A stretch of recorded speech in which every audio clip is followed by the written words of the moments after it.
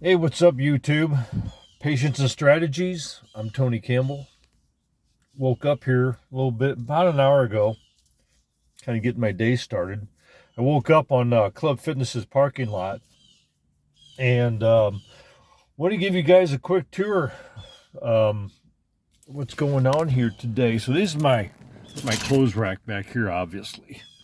Then over here is that's my fridge with water and sandwiches in there. Running about 36 degrees. Never shuts off. I never shut it off. It just continues to run. In the mornings, I get this what's called No Explode, and it's a creatine-based energy drink. It's got all natural sugars in here, and creatine, and of course caffeine. So I don't do coffee. I do caffeine, and it serves me very, very well. And my home is an '07 F-150. So in the mornings when I wake up, I usually take a stroll out here to the park, which this one is called Crondelet Park, Horseshoe Lake. And I just love the view out here. I like to come out here, I like to chill and take it easy. And you can see it's just very, very peaceful here, especially during the day. Night, I'm sure there's a lot of other stuff that kind of happens. This is my sleeping quarters. This is how I've downsized from a 2,000 square foot house to the back of my truck. And I've sold everything I own except for my truck, my tools, and a few little odds and ends. And down here on these containers, that's where I store my food and some other miscellaneous items. These two dresser drawers where I got my socks, underwear, shorts, long johns, and I'm getting ready to pull the shorts out and start putting jeans in because we're starting to turn cold here in Missouri. So we're getting pretty chilly now.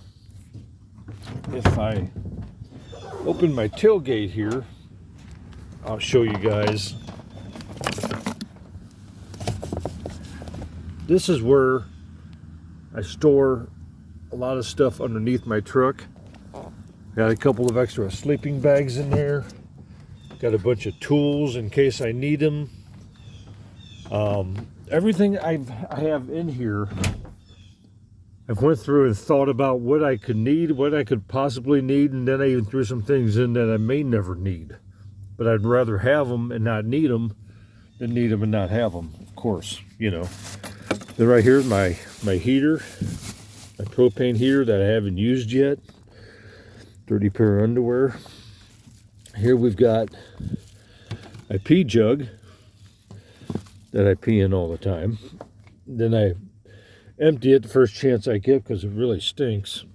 And I've got my fans for cooling. I've got my small generator, and I've got my bigger generator back here. That's my 512 watt hour EcoFlow.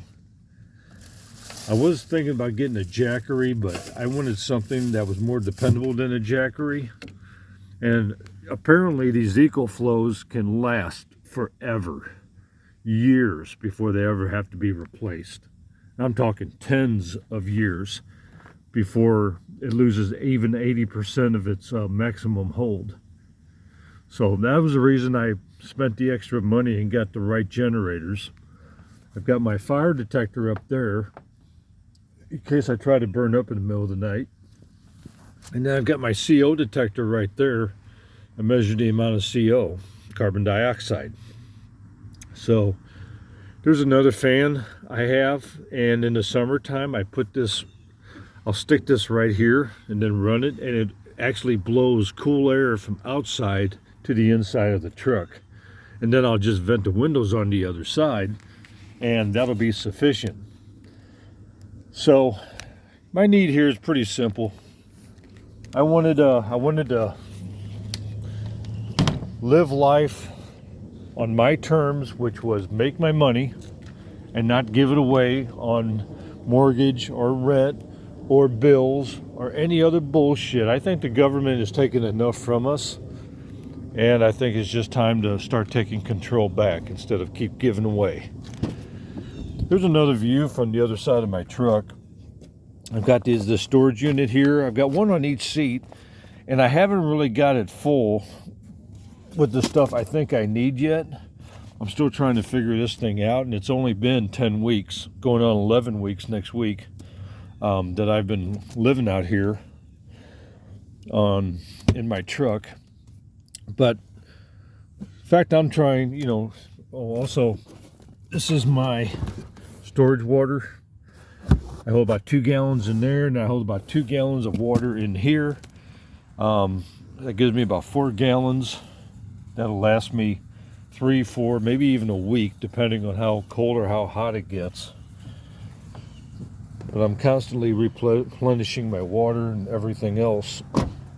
And then for showers, I'll go to the gym, I'll do my workout, and then I'll take a shower and then chill for a while. Come to the park, maybe I'll go get something to eat, maybe I'll go to a bar, get a couple drinks. That's pretty much it. I do what I want to do when I want to do it, and I can travel down to see my daughter. I can go to Branson, spend a couple of days down there and not have to pay any room and board. All this stuff is very, very important once you start doing it. And I mean, the importance of not having to just fork out extra money.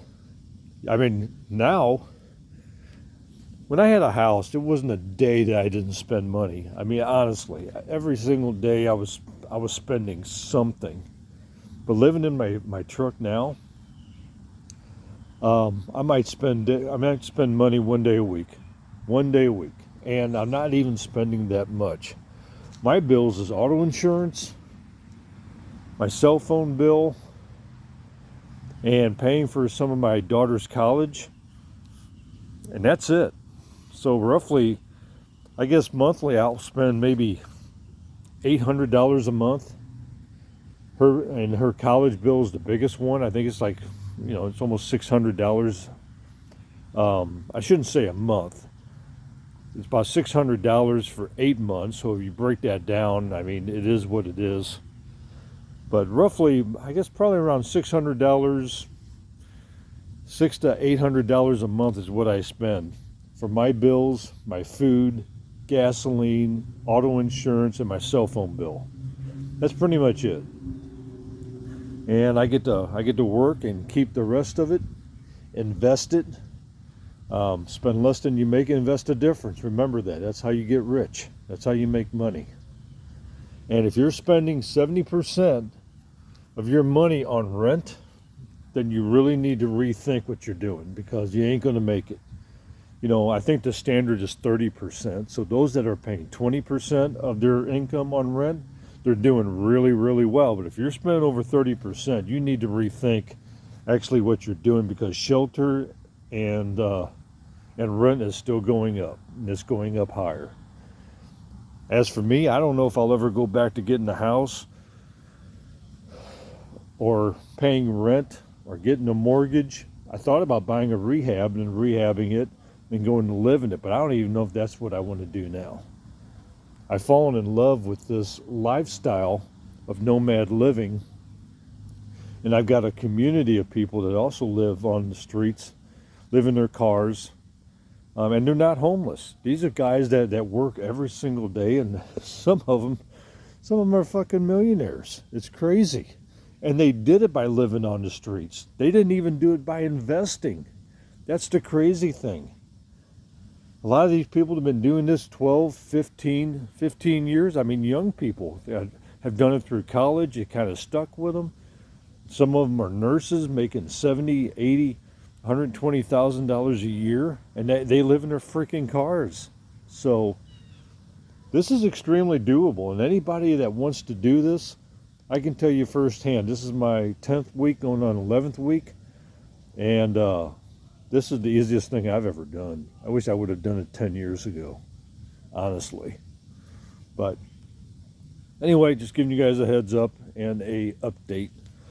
I think I'm going to get my mat out here, and I'm going to do some crunches and some exercises. It's important that if you live in a small area that you exercise, that you go for a walk, or you do push-ups, or you do sit-ups, or you run your ellipticals. I mean, I do have the gym I can go to do those things, but there's just something about being out here in the sunlight on a cool day and doing your exercises, you know. Got to stay limber. All right, I'm out of here. Talk to you guys later. Nomad living.